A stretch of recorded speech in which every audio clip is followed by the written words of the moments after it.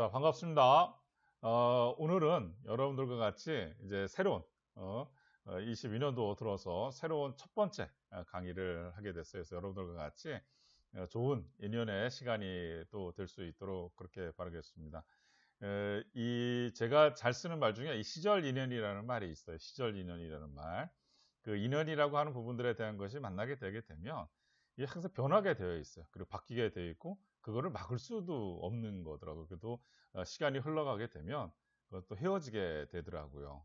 그게 이제 그래서 그 만났을 적에 필요에 따라서 어떤 인연이 돼서 만났기 때문에 이왕이면 여러분들의 삶이 변할 수 있게끔 여러분들의 삶이 바뀌어서 또 성공하는 거로다 갈 수 있도록 여러분과 같이 동반선장을 하기 위해서 이렇게 하는 거니까 잘 들어보도록 하시고요. 이번에는 뭐를 준비했냐 그러면 절세 상식 사전이라고 하는 책을 길버 출판사에서 나온 거를 가지고서 여러분들과 같이 좀 보고자 해요. 제가 늘상 말씀드리지만 제 과정은 제 밴드라이브와 제 유튜브는 유명하지도 않고 그렇기 때문에 협찬이라는 게 없어요. 협찬이라는 게. 대신 뭐냐 그러면 제가 서점에 가서 정말 다 이렇게 보고 해서 제가 읽을 책이죠. 남의 읽을 책이 아니라 제가 읽을 책으로 해서 제가 항상 선정했던 책인데 그 중에서 이 절세 상식 사전 21년도에 해서 나온 부분들에 대한 건데 상당히 괜찮아요. 21년도 부분들에 대한 걸 세법을 가지고 한 거지만 사실 괜찮아요. 그래서 5월 13일 날 개정판이 나온 형태가 되는데 특별하게 지금 법률 부분들에 대한 것이 많이 바뀐 것이 없는 상황에서는 이게 유효하기 때문에 제가 이거를 가지고 했어요. 그래서 여러분들과 같이 이거를 보시게 되게 되면 이 책이 왜 그런지, 왜 그래서 괜찮은지에 대한 것을 아시게 될 것 같아요.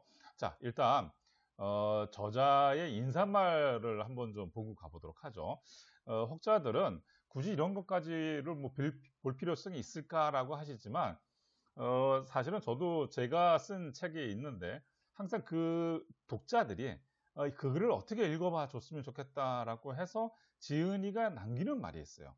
그 남기는 말을 잘 읽어보시게 되게 되면 그것이 그 내 본문에 다 녹여져 있기 때문에 우리가 이 지은이의 인사말 이거를 좀 보고 갈 필요성이 있어서 그거를 좀 보도록 하죠. 자, 지은이의 말 중에 직장인, 자영업자, 프리랜서, 투자자, 자산가 등 납세자의 입장에서 세테크를 알려주는 최초의 책이래요. 오케이? 그러니까 납세자, 세금을 납부하는 사람을 얘기하는 거죠. 그 사람의 입장에서 첫 번째 뭐냐 그러면 세금 납부는 나와 가족을 위한 장기 투자자 마인드가 필요하다. 아니 세금을 납부하는데 이분은 뭐냐 그러면 세금에 대해 가지고 투자의 관점으로다가 접근을 하신 것 같아요. 자, 세금 잘 내는 기술인 세테크를 잘하면 세금을 잘 내는 기술을 세테크. 그리고 재산을 잘 내는 거는 재테크. 그죠? 이렇게 테크라고 하는 거죠. 자, 그래서 납세자는 어떤 이익을 볼 수 있을까 해서 첫째, 연말정산의 세금 환급을 얘기하셨네요. 연말정산의 세금 환급. 그럼 어때요? 직장인들 다니는 저 위에 아까 나왔던 직장인들에 대한 얘기가 나올 수도 있고요. 또 하나는 뭐냐면 펀드, 부동산 투자와 같은 재테크 효과를 얻을 수가 있다. 오케이? 그러니까 직장인들은 그 밑에 줄에 나오는 환급을 얻거나 투자자들은 어떻게 되겠어요? 비과세 요건을 미리 알고 대비하게 되게 되면 세금을 안 내는 형태가 되는 거니까 이것도 또한 재테크다라고 이렇게 보셨네요. 오케이? 둘째, 나와 내 가족이 더 나은 환경에 살게 된다라고 하는 거예요. 오케이? 세금은 납세자인 국민이 자신과 나라에 투자한 투자금과 같다라고 했어요. 저는 이 글이 상당히 참 마음에 들어서 다시 한번 여러분들 읽어보세요. 자, 꼭 내야 할 세금인지, 금액은 적정한지, 잘못 낸 것은 아닌지 꼼꼼히 따져 세금 신고와 납부 방법을 말한다. 이런 거. 그런 다음 내가 낸 세금이 정말 나라와 국민을 위해 잘 쓰고 있는지 감시해야 된다라고 하는 말이에요. 굉장히 참 좋은 말인 것 같아요. 그리고 우리가 세금을 내는 것은 나라의 주주로서 나라에 투자하는 것과 같다. 납세자는 투자자 관점에서 세테크에 임해야 된다. 세테크는 즉 절세 노력은 세금 투자자에게 필수인 권리자 의미다. 오케이? 이분의 지금 쓰신 이 두 번째 나와 내 가족에 대한 거 투자의 관점. 근데 이 투자의 관점 그리고 이 국민 세금 이런 거에 나라의 주주로서 근데 이런 부분들에 대한 내용이 나중에 뒤쪽에 가면은 굉장히 잘 내어서 제가 나중에 별도로 가서 말씀드릴게요. 이런 부분들에 대한 것은 납세자이면서 기분도 또 좋게 되어 있고, 또 이거를 가지고 비즈니스를 하시는 분들은 세금에 대해서 굉장히 스트레스를 받고 계신 분들한테 이러한 문구들을 말씀을 드리게 되면 굉장히 유하게 좋아질 수도 있는 분위기를 만들 수 있을 것 같아요. 그래서 요거에 대해서는 뒤에서 다시 말씀을 드리겠지만 한번 더 보도록 하죠. 자, 밑에 직장인, 자영업자, 프리랜서, 자산가라면 꼭 알아야 될 세테크 상식 총만난데, 세금은 벌어들인 소득. 자, 소득 굉장히 이게 정리가 잘 되어 있어요. 소득, 보유, 양도 넘겨주는 형태가 되는 거예요. 자산 규모에 따라서 내야 할 종류와 납부 금액이 크게 달라진다라고 하는 거죠. 여러분들 머릿속에다가 요거를 딱 집어넣으세요. 뭐냐 그러면 세금은 말이야 어떤 거다? 벌어들인 소득, 보유, 그 다음에 양도의 규모에 따라 가지고 내야 될 세율이 달라진다라고 하는 부분들에 대한 거를 아주 이 부분들을 정리를 잘 해놨어요. 그래서 여러분들께서 다 아는 거지만 이 유종호 회계사라고 하는 부분이 이런 부분들에 대한 내용들을 진짜 납세자 입장에서 깔끔하게 잘 정리해둔 것 같아요. 자, 오른쪽 넘어가면 중간에 이런 게 나와요. 뭐냐 그러면 제가 파란색으로 막은 부분들 보면 이 책은 철저히 납세자 입장에서 구성했다. 먼저 준비 마당이 이제 시작이 돼요. 준비 마당은 세탁에 필요한 기초 상식을 다루고, 근데 첫 번째 마당은 직장인들, 두 번째 마당은 누구? 자영업자나 프리랜서가 알아야 할 세금의 종류와 세테크 노하우를 소개하고, 셋째 마당은 투자 관련 금융 지식 부분들에 대한 거죠. 넷째 마당은 자산가를 위한 세테크. 오케이? 자산가를 위한 세테크니까 분명히 상속증여 얘기가 또 나오겠죠. 그렇죠? 그 다음에 다섯 번째 마당은 그 외 생활 속의 다양한 세금 부분들에 대한 거죠. 우리가 궁금한 상속증여에서 봤었던 내용 중에 있었다면 뭐가 있을까요? 아마도 이혼 시 위자료 부분들을 어떻게 할까? 재산분할 청구권 할까? 이런 내용들에 대한 것이 아마도 나올 수가 있지 않겠나라고 하는 거죠. 오케이. 자, 그래서 그 밑으로 내려가 보게 되면 이 책에서는 세금 계산 구조를 소개하고 절세 포인트가 어디에 있는지, 그 방법은 무엇인지 자세히 설명하는 형태가 되는 거예요. 오케이? 그러니까 제가 이 부분들에 대한 거를 중급반으로다가 선정을 했어요. 중급반 정도. 중급반 정도로 선정했을 적에 이 책이 딱인 것 같아요.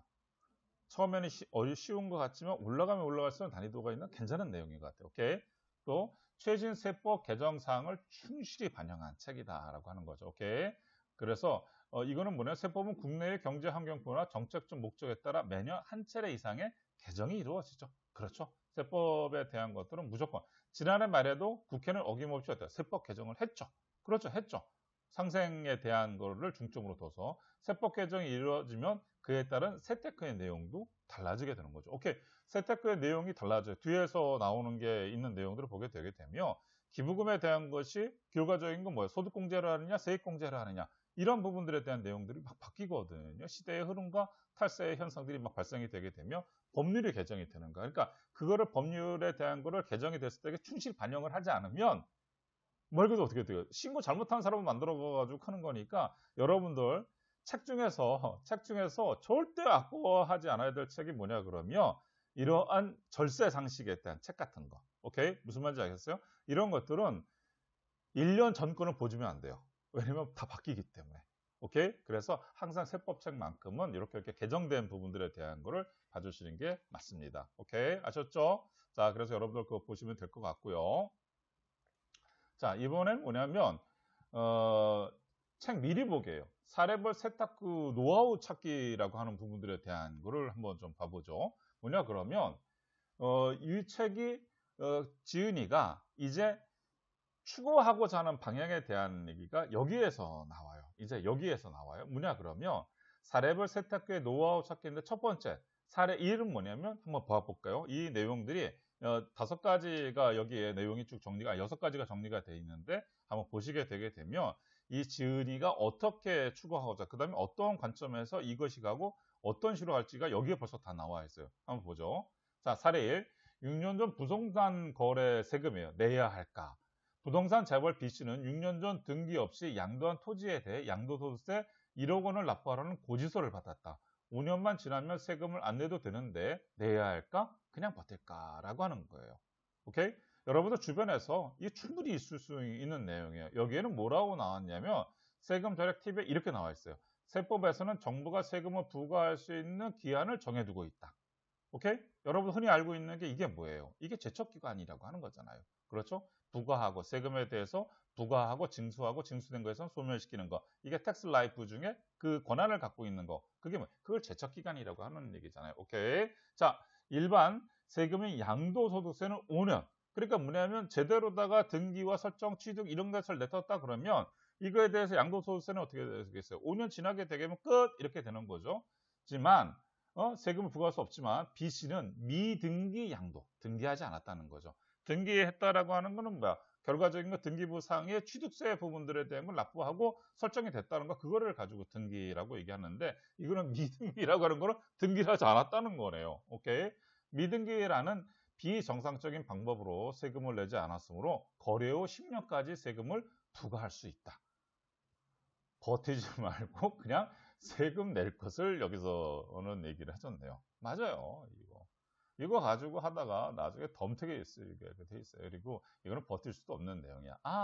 이런 것이 뭐야? 이게 바로 이게 세무 상식 부분들에 대한 이런 내용들을 1파트에서 몇 가지 사례를 들어서 해주겠다라고 하는 저자가 미리 책 미리 보기에서 이렇게 안내해 줬네요. 오케이. 사례 2번. 신용카드와 현금 영수증 잘 써서 절세하자라고 하는 내용이에요. 절세하자. 연봉 4천만 원의 L씨는 올해 신용카드 2,500만 원과 현금 영수증 500만 원, 총 3천만 원을 지출했다. 또 소득이 없는 부인 명의의 직불카드 500만 원을 사용했다. 신용카드 사용액중 전통시장에서 500만 원, 대중교통비로 500만 원, 신문도서등으로 300만 원, 의료비 100만 원, 보험료 300만 원, 아파트 관리비 200만 원이 포함됐다. 연말 정산 시 소득 공제 받을 수 있는 최대 금액은 얼마일까? 라고 하는 내용이에요. 오케이? 그러면 이런 부분들은 누구예요? 아까 책에서 나온 것처럼 직장인들이겠죠. 그렇죠?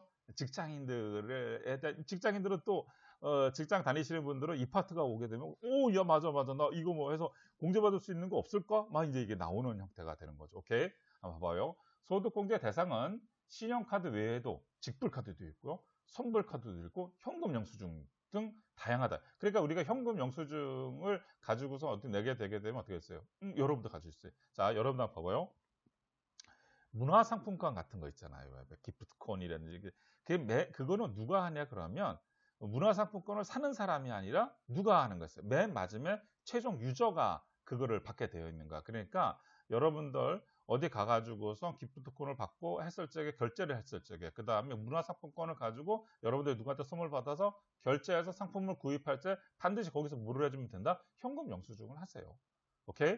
그 현금 영수증 하는 것은 결과적으로 뭐야? 여러분들의 소득 공제 대상에 들어간다라고 하는 거지. 오케이.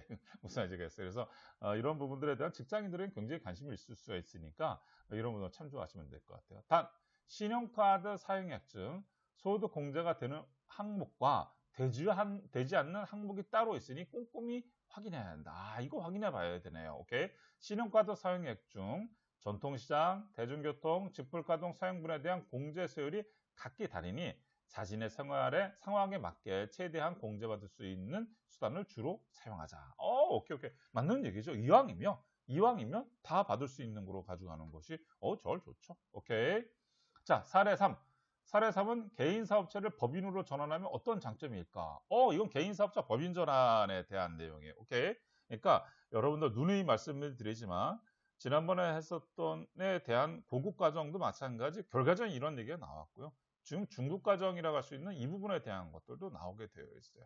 이게 그렇다고 해서 입문반에 가면 없다? 입문반에도 있어요. 그러니까 여러분들이 어떠한 과정 속에 왔을 적에 좀 더 심도 있게끔 체크해 두시는 부분들에 대한 것들은 상당히 중요해요. 한번 봐봐요. 자, 개인 사업자로 사업하고 있는 Z씨는 매출액이 20억 원이 넘자 여러 면에서 유리하다는 법인 전환을 검토하고 있다. 과연 Z씨는 법인 전환을 하는 것이 유리할까라고 하는 거예요. 오케이? 여러분들 이게 유리할까요? 불리할까요? 그거에 대한 얘기가 세금 절약 팁에 나와 있으니까 한번 보죠. 개인 사업체를 법인으로 전환하여 다음 세 가지 장점을 얻을 수 있다. 첫째, 순이익이 일정 금액 이상이면 절세 효과가 크다. 순이익이 그래서 우리가 하는 얘기가 뭐냐 그러면 과세표준 구간 부분들에 대한 것이 2억 아, 2억 이하, 2억에서 200억, 200억에서 3천억, 3천억 초과. 아, 그러네요. 무슨 말인지 알겠어요? 10%, 20%, 22%, 25%. 요 지금 얘기를 하는 거예요. 오케이? 두 번째, 매출 규모가 같다면 법인 사업자가 개인 사업자보다 관할 세무서의 집중 관리를 덜 받는데요. 덜 받는데요. 이거는 이 회계사님께서 상당히 전투력이 있으신 분이신 것 같아요. 뭐냐 그러면 이거는 해보지 않은 사람들은 사실 모르죠. 그러니까 이거는 뭐냐 그러면 이 매출 규모가 크다라고 한다 했을 때에는 어떻게 되겠어요? 동일 선상이라 그러면 개인 사업자는 그 지역에서 50억, 100억, 1000억 갖고 있는 개인이 있는 거는 굉장히 위험하다 이거죠. 세무조사에 노출될 수가 있다라고 하는 거지. 오케이? 근데 법인으로 가게 되게 되면 그런 회사들은 어떻게 주변에 많이 있다. 그렇기 때문에 덜 위험하다라고 이렇게 말씀하시는 것 같아요. 그를 우회적으로 집중 관리를 덜 받는다라고 그렇게 표현해 주셨네요. 오케이.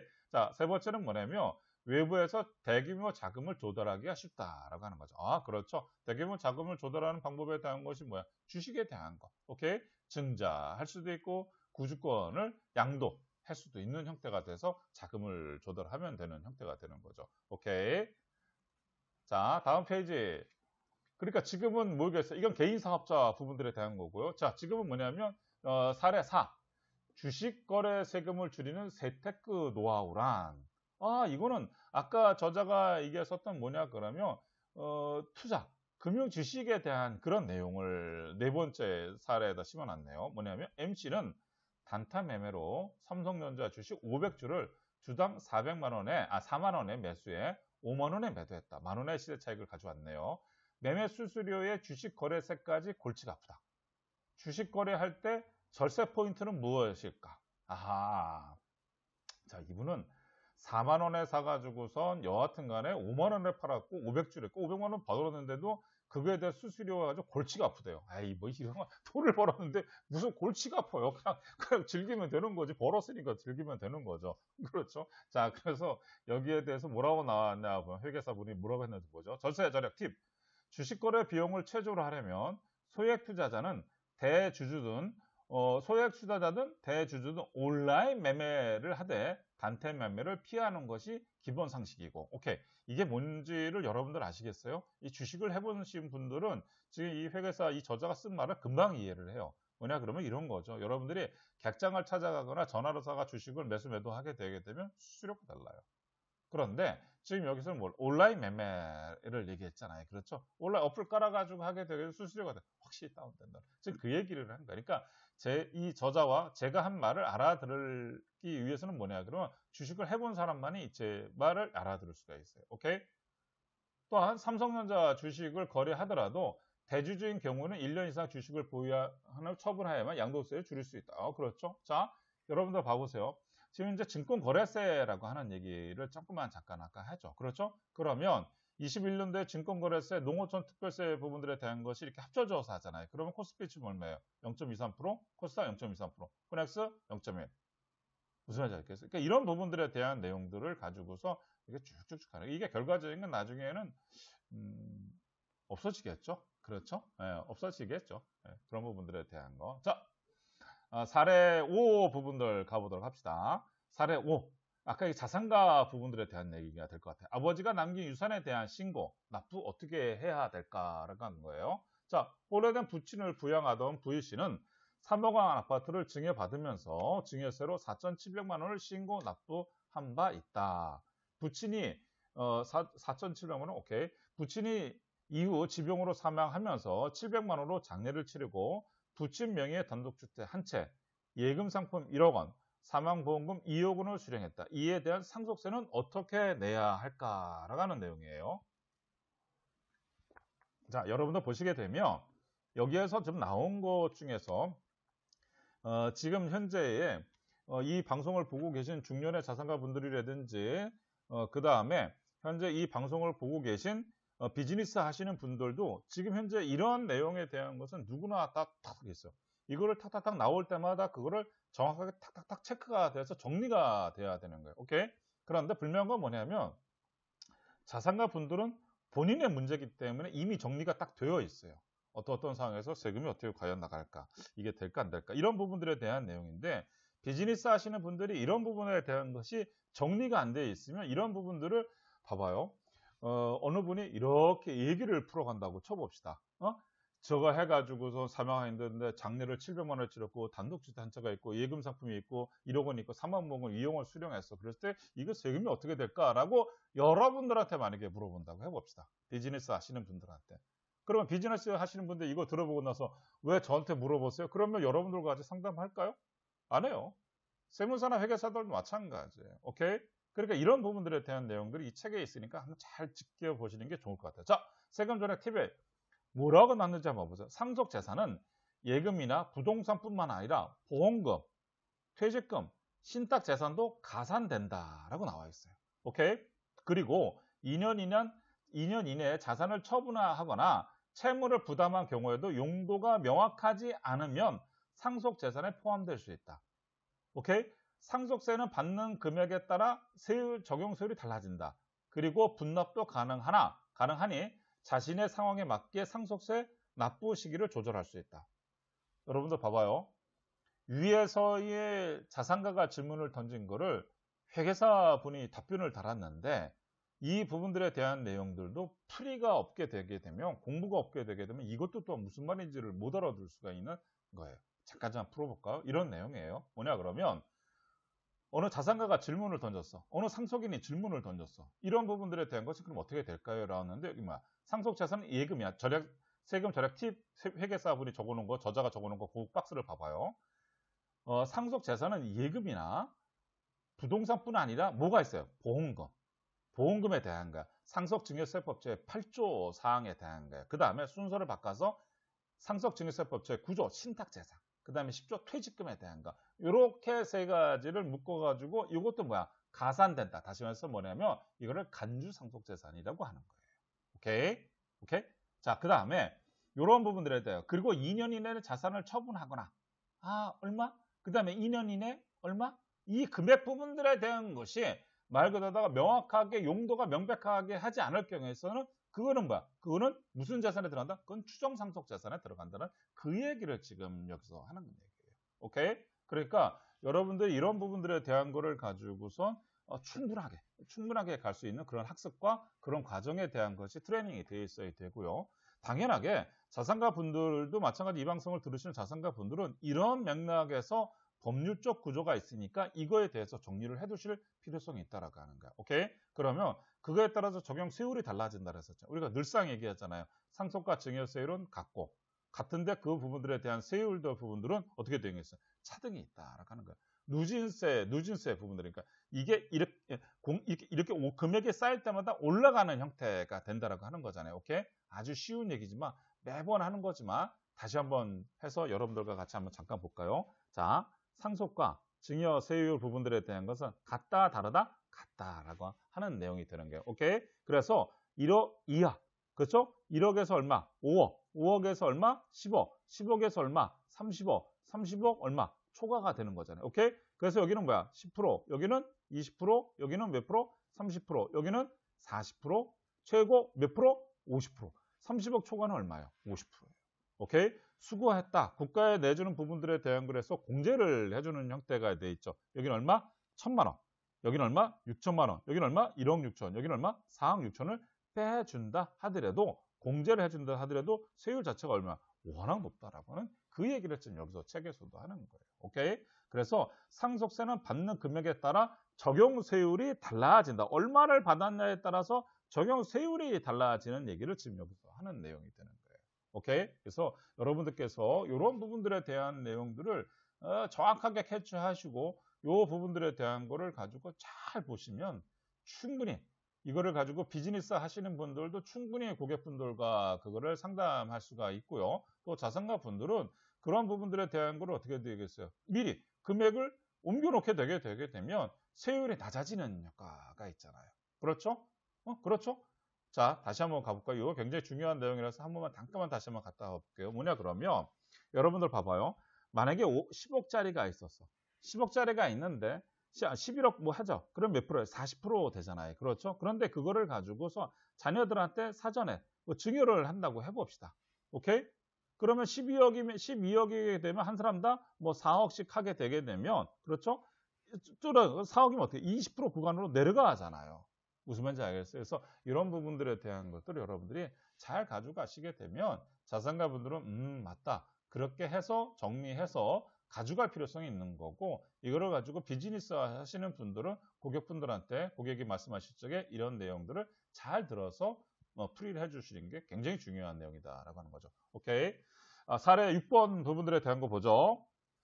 이혼 후 재산 분할을 했는데 양도소득세 폭탄 맞았다라고 하는 거예요. 오케이. 제터 씨는 자신 소유의 아파트를 배우자 명의로 이전하고 협의 이혼을 했다. 오케이. 그런데 1년 후 2억 8천만 원 정도의 양도소득세 고지가 날아왔다. 어우, 너무 황당하죠. 그렇죠? 갑자기 적었으면. 대가 없이 준 건데 왜 양도소득세가 나왔을까라고 하는 거죠. 오케이? 이런 부분들에 대한 거가 이게 생활 속에서 충분히 이루어질 수 있고, 요즘에 이런 내용들이 굉장히 많잖아요. 자, 세금 절약 팁 부분들 들어가 보죠. 이혼으로 재산 분할을 하기 위해 부동산을 나눌 때는 유자력 명목이더라도 소유권 이전 등기 원인을 재산 분할 청구로 해야 증여세 부분들에 대한 거, 증여세와 양도소득세를 피할 수가 있다 이거죠. 오케이? 뭐라고 한다? 재산 분할 청구권 부분들에 대한 거죠. 오케이? 제트씨의 경우에도 아마도 등기 원인을 이혼 위자료로 지급하여 기재한 해 양도소득세가 부과됐을 것이다 라고 하는 거죠. 오케이? 요 내용에 대해서는 상황에 따라서 약간씩은 다를 수가 있어요.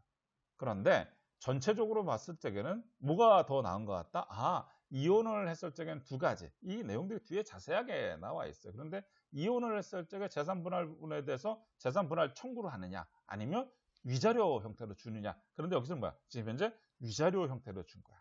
위자료 형태로 주다 보니까 이것이 어때? 양도가 되는 형태. 재산 분할돼야 되는 거? 재산 분할 아닌 거다 이거죠. 오케이? 자, 그래서 요즘에는 이런 부분들에 대한 것에 대한 골치 아픈 내용들이 여러 가지가 있으니까 여러분들 이런 거를 계속해서 스타디를 해보시든지 사례를 해보시든지 해보세요. 그리고 얼마 전에 사실은 어느 분이 질의를 해오셔가지고 이러이런 경우인데 어디 사는데 집값은 어느 정도 됩니다라고 얘기를 했을 때 제가 가만히 들어보다가 그렇어요. 뭐 자세한 부분들에 대한 거는 세무사 분이 계시거나 그렇게 되면 최종적인 거는 그분하고 가서 상담을 하시되, 지금 언뜻 듣기에 있어서는 그 정도라고 한다 그러면 차라리 다른 형태로 하시게 되게 되면 오히려 세금이 더 없을 수도 있을 것 같습니다라고 말씀을 드렸어요. 그리고 실제로 그렇게 하셨고 세무사분도 그게 좀 좋은 방법이다라고 해가지고 그렇게 해서 세금 없이 가는 부분들도 있어요. 그래서 여러분들께서 이런 이혼하는 부분들에 대한 것들이 사회에 많이 있어요. 그래서 그런 부분들에 대한 것들을 여러분들께서 이렇게 공부해 보시게 되게 되면 많은 도움이 될 거라고 생각을 합니다. 오케이.